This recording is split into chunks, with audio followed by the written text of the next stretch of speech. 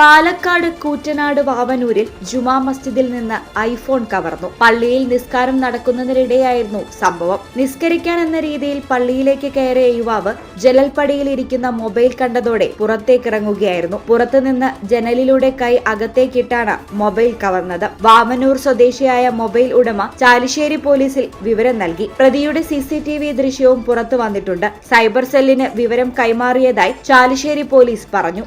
ഈ channel Koottanad. Al Salama eye hospital സേവനത്തിന്റെ 20ാം വർഷത്തിലേക്ക് 21 ലക്ഷത്തോളം സന്തുഷ്ടരായ ഉപഭോക്താക്കളും 2 ലക്ഷത്തോളം തിമിര ശസ്ത്രക്രിയകളും പൂർത്തിയാക്കിയ മലബാറിലെ ഏക കണ്ണാശുപത്രി.